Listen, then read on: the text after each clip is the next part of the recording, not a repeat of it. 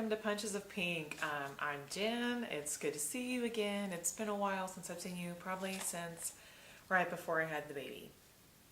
And if you've been following along, you've seen my story, parts of my story. Today I wanted to kind of go over the whole picture of what led me through this journey. And when I first got married, I was very scared to get pregnant.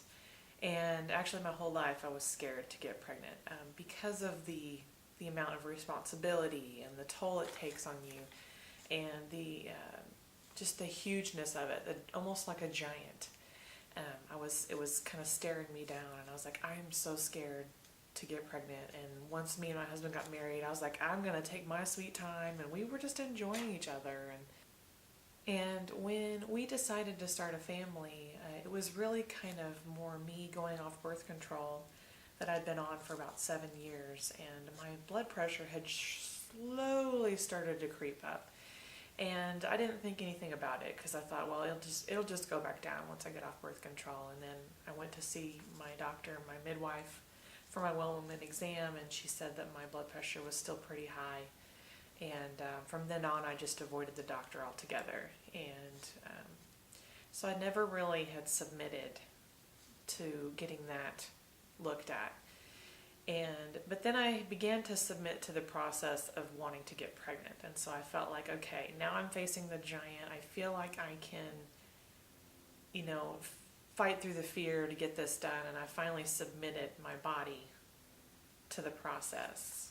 In submitting to the process, we were trying to get pregnant, meaning we were looking at schedules, we were looking at an app that tells you when your green week is.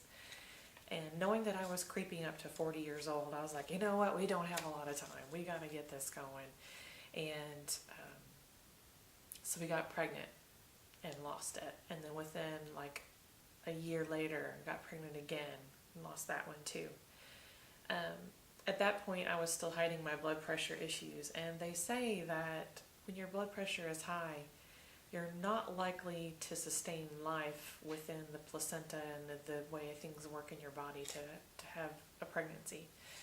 And so I figured that maybe my blood pressure had been the cause for the 2 losses.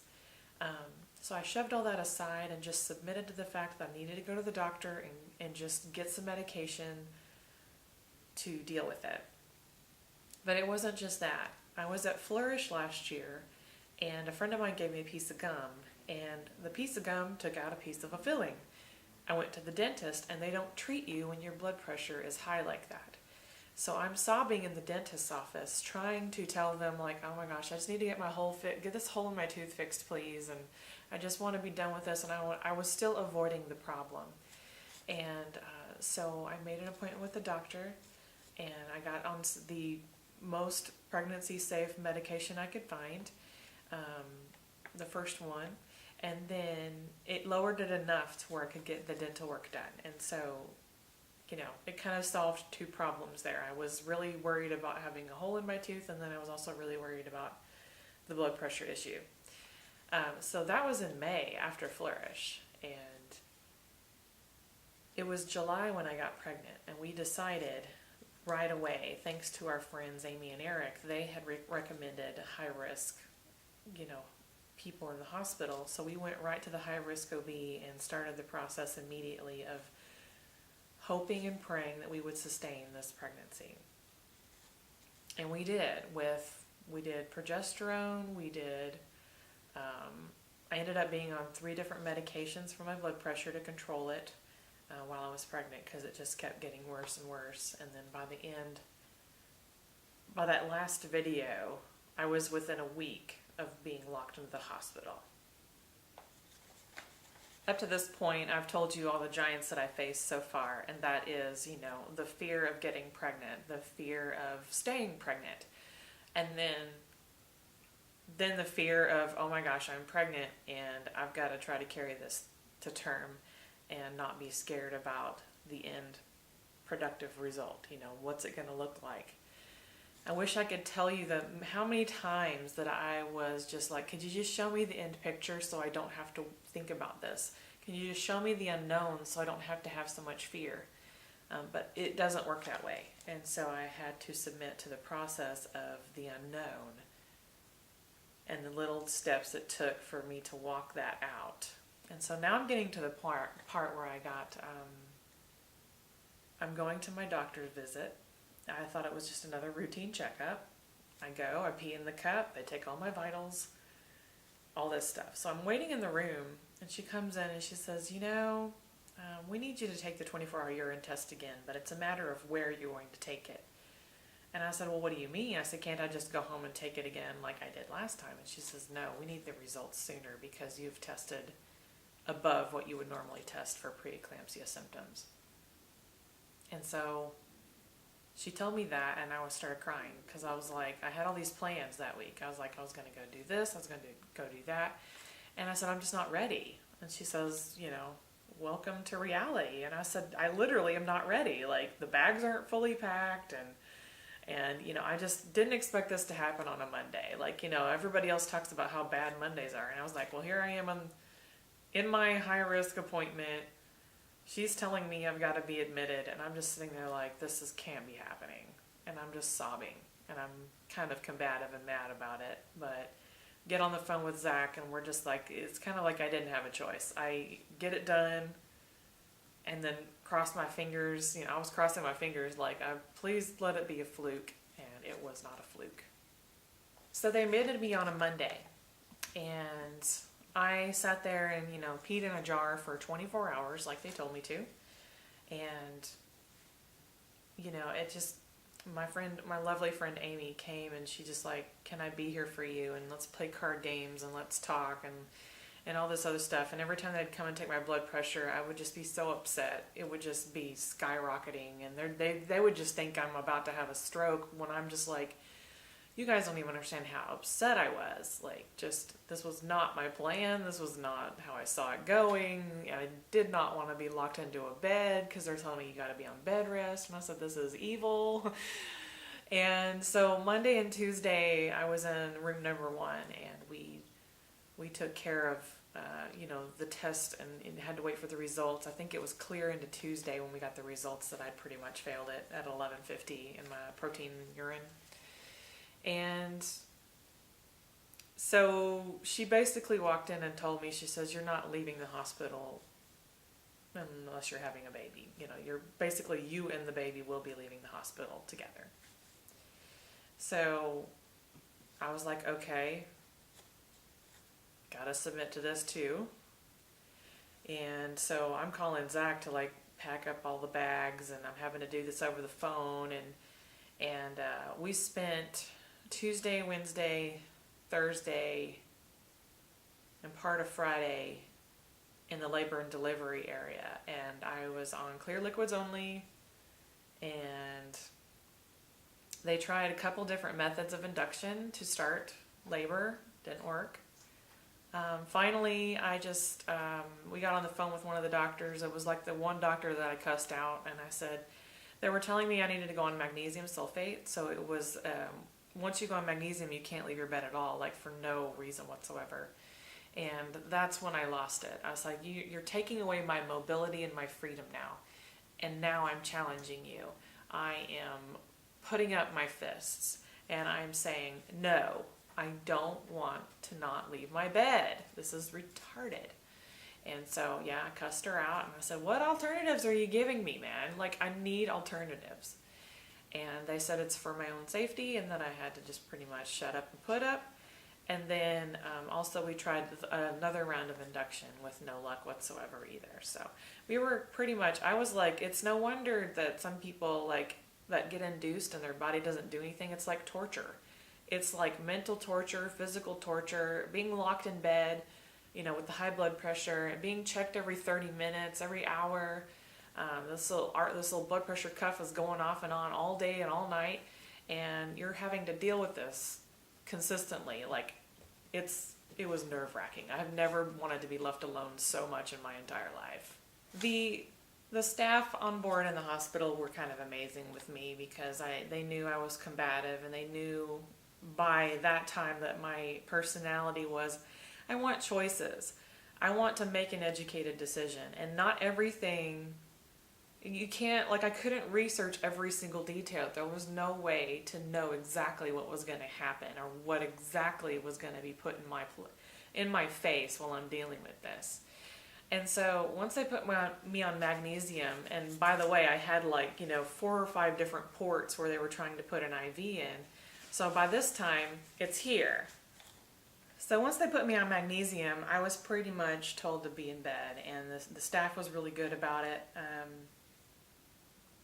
They let me have some mobility, inside the room, and they let me, I was like, bring me a bedpan because I'm not doing a catheter. And I said, between my husband and all the nurses, we can get me to walk to the bathroom and back, and it's fine. By this point, my body was just like so tired of being in their plastic beds and those beds, as comfortable as they look. After 2 days, I was just like, I'm so done with these hospital beds. So, I could see the torture, like the physical, and like I had a really good environment going until they tried to put me on bed rest and just bedridden. So I had a good mentality going. My spirits were high. I just didn't know the unknown. And it's kind of where I was left with the last giant I had to face, and that was the decision to have to do a C-section. Because my body was not getting any better. My preeclampsia was not going to go away. And there wasn't a lot of choices after that. And so we called our friends again, Amy and Eric, bless them. And we had a really good conversation with them and prayed with them. And we felt really good about how we made the choice. And I felt good about having my birth story play out the way it needed to, because there was no control over my body. I felt like at every turn it was failing me. And it didn't matter how in shape I was, it didn't matter what I ate. It's like I still got gestational diabetes and I still have high blood pressure, and I don't know why. And so all these things, all these giants, all these button pushers that has been pushed onto me these last 9 months or so. And so Friday evening at about 4 o'clock, we decided, after much deliberation and all the exhaustive techniques of what we could do, we decided to go ahead and bring Miracle into the world. And by 6 p.m. she had come out to say hi. And the recovery was pretty brutal, as far as I don't wish that upon anybody. It was every 15 minutes they were checking my temperature and my blood pressure, and I was just like, I want to be left alone. I was like, I just want to be left alone for a little while, please. Because I also didn't tell you I was on monitoring the whole time too. Once you're in labor and delivery, I was on full-time monitoring, 24/7. And I had 2 monitors strapped around me, and you're trying to sleep, and every inch that you move, she could fall off the monitor, and so they'd have to come in and readjust it. So there's an IV right here in my major arm here, and I couldn't bend it, so I'm sleeping like this. And then there's just a whole bunch of different factors. I was just like, everything. So now Miracle's come into the world, and she came out, talking and stretching and a little scrawny. And Zach and I were very happy to have our first photo together. We had our anniversary in the hospital because 2 days later was our wedding anniversary. And so we were getting to know her, and she's getting to know us. And the nurses and doctors come in. It felt like a lot. They come in the middle of the morning and you're trying to sleep, and here they are waking her back up. But the whole process is what I'm trying to get to. This didn't just start with a loss. It started with a big giant of fear that, could I even do this? Could I even physically, mentally, spiritually be capable of doing this process? A lot of people probably don't have any problems. They're like, I'm going to get pregnant at the drop of a hat. I'm fine. I'm good. I'm not scared at all. Well, I was. And I was for many years. And there's nothing like losing control of things you want to control. Now, I wrote a newsletter recently that said, release the Kraken. And the reason why I did that is because I felt like I was releasing a lot of monsters in my life. A lot of monsters and hindrances that I felt that Miracle was healing me from. So it was like for every challenge that came at me, I was very combative, but I was also very healed by it. Like I felt like I grew a little stronger every time I hit something head on. My creativity came up a little bit because of how to be creative when you're having to eat differently and not, whine about it all the time. Believe me, I'm a huge whiner. I was like, when something doesn't go my way, I kind of whine about it, where. But the whole of this is facing all the giants that I've had to face in this season of my life. So these last 2 or 3 years, when I finally submitted to the purpose behind this and the passion behind it, and talked to God about the promises that He said that He would establish, my journey looks completely different than everybody else's, and it looks different than even my family members. So none of my family members had to walk this kind of stuff out.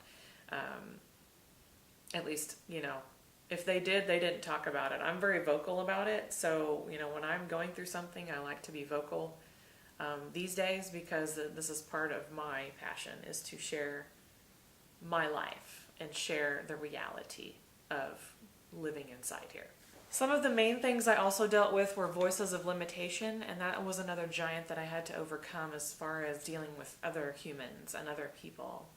There was a lot of things spoken to me or over me that I felt were so limiting on what we could do, or my passions and dreams to continue on after we've had a baby or after we've started a family. My goal is to always have access to my goals and dreams within me, because in that way I can teach my kids how to find their passions and dreams and go live those out. So I had so many voices of limitation come at me while I was pregnant that helped me to face a giant with people pleasing, and I got so angry because I couldn't figure out why these things were happening and why couldn't people just say the right thing. And it wasn't for me to change them, it was for me to change myself. And again, another way of healing is to know who you are and know what you're created to do. And it's been pretty awesome to come to that realization within myself, and how having a baby can actually heal you from a lot of things, especially, all the inner workings of yourself, and not to mention having to deal with the outward workings. And I'd like to have a shout out to my husband, Zach, because without him, the first 2 weeks of having a baby was probably the hardest on me physically, because I couldn't move as fast as I wanted to, and I couldn't recover any quicker than my body would let me after a major surgery like that. So huge shout out to my husband. I love him so much. And our new baby Miracle, who you have now seen introduced on Punches of Pink. And I hope all this helps you and makes sense. I hope that it helps you to know me a little bit more and a little bit more of my story. I will be sharing more tidbits as I go along, and I'm so glad that you tuned in today, and stay tuned for the next episode of Punches of Pink.